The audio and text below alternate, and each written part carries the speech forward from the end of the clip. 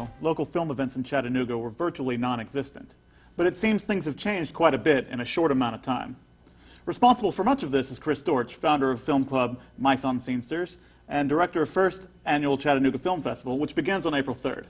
Chris is here with us to talk about the film festival and the film scene in Chattanooga in general.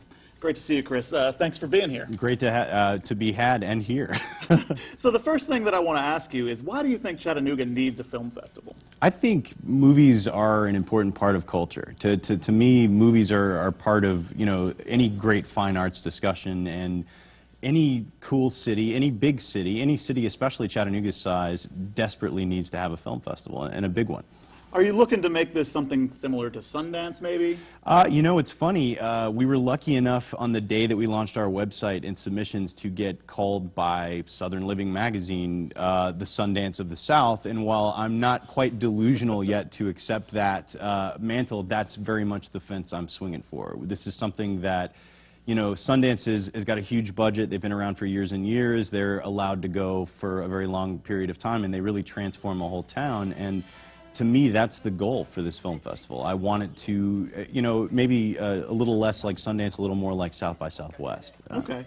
I mean, not long ago, Robert Redford was doing an interview, and somebody said, well, what would you say to other film festivals trying to do this? And he said, not even tried. What do you think about that? That's in fact the big lesson that we, early on I kind of did a tour of getting advice from people I admired that were in the film festival world. And mostly I was told, don't even try, or you're crazy, or is your name Don Quixote, or things like that. And what I realize is that all the great festivals in the world are put together by a team that have more passion than they do sense. And we've put together a team for this festival even that just love movies more than life itself. And this entire event has been, the structure of it, the films, even the branding have been chosen with just a love through and through for movies. And to me, I don't care if we fail. It's important that we try, Right. And I don't think that we'll fail because, again, there's so much love back there in the creation of this thing. There's so much effort has been put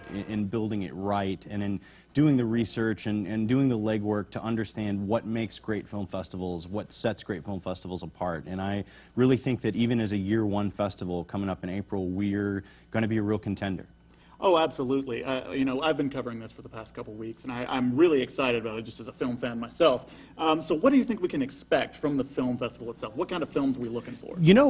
It's one of those things where we definitely want an event where there's a little something for everybody, but I don't want it to seem like I'm sitting there with a list of film genres being like comedy, yep, got that one, drama, oh, covered, that kind of a thing, because the choices we've made had to be special. So it wasn't about so much getting one of everything as it was just choosing the best of everything that we could, and we really got some amazing things, and some things right out of festivals like Sundance or now South by Southwest, very high-profile festivals.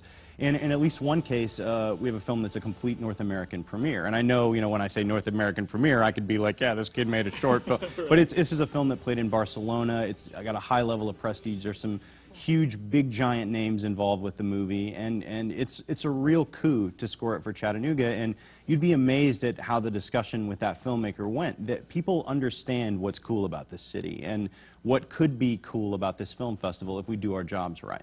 The last thing that I want to talk about, I think the most interesting thing about the film festival is the local aspect to it. You're trying to bring in these local films. Can you tell us a little bit about the submission process and what you've seen so far? Yeah, absolutely. For us, we had a real responsibility while we were choosing these national films and well-known indies and festival darlings to put local and regional talent under that same spotlight. And so the submissions process, we wanted to, invite everyone in from student filmmakers. In fact, we're trying to charge students a little less. If you're a student with a film, it's only $15.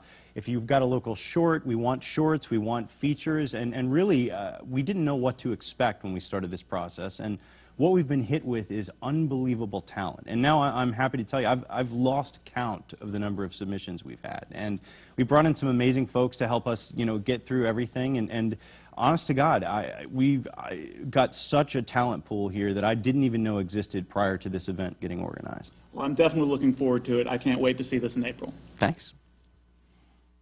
And thank you, John Devore and Chris Dortch. Now, the festival announced the first 2 films today. The Congress is a futuristic story combining live action and animation.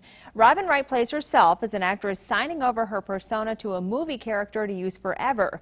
The other film, Mood Indigo, is a fanciful love story from the acclaimed French director Michel Gondry. And Chattanooga Film Festival tickets, they went on sale today online. You can get them on their website or the Facebook page. That's what you're looking at right now. Now, you have 3 choices of badges for the 4-day event. They range in price from $75 to $210. Stay with us. We'll be back in a minute with more Prime News at 7.